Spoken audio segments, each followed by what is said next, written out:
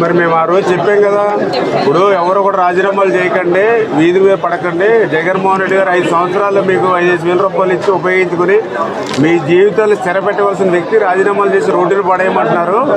మళ్ళీ మేము వచ్చాక శాలరీలు పెంచుతాము, వ్యవస్థను కంటిన్యూ చేస్తామని చెప్పామా లేదా? అలాగే నేను కూడా గట్టిగా చెప్పారు కదా, మరి మా మాటలు నమ్మాలి కదా మీరు.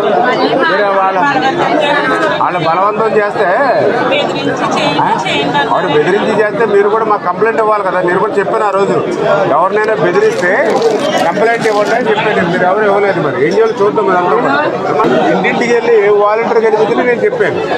చెప్పినా కూడా మీరు ఎక్కడ కూడా కట్టలే కదా, అది ఏం చేయాలో చూద్దాం. మరి అంటే మాట్లాడారు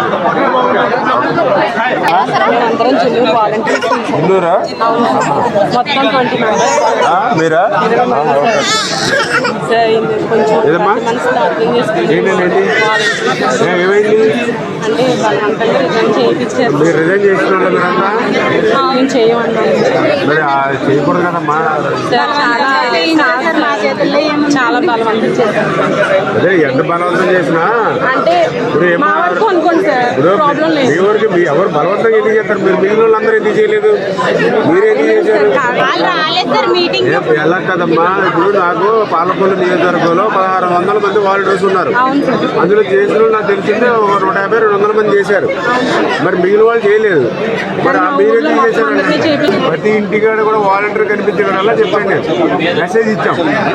ఇప్పుడు రాజీనామా చేసి వచ్చారు. ఇప్పుడు ఏం చెప్పాం మనం?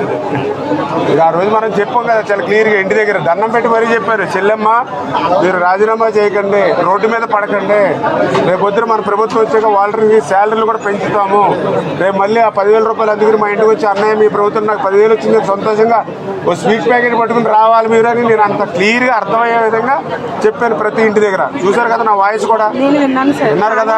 విన్నప్పుడు మీరు ఏం చేయాలి? మన ఎమ్మెల్యే గారు కంటే నమ్మకస్తులు మీకు ఎవరుంటారు ప్రపంచంలో? మీరు ఉన్నప్పుడు ఏం చేయాలి? మీరు వీళ్ళ మాటలు ఎక్కలేదు, ఎమ్మెల్యే గారు ఉన్నారు అని మనం ఉండాలి. మీరు ఎవరు చేయలేదు, మీరే చేశారు అనవసరంగా. టౌన్లో ఉంది అక్కడక్కడే చేశారమ్మా, అందరూ చేయలేదు. ఇప్పుడు మీకులాగా స్టేట్లో చేసిన వాళ్ళు ఉన్నారు. అంటే ఇది పాలసీ మ్యాటర్. ఇది రాష్ట్రంలో ఏం చేయాలో ఆలోచిద్దాం.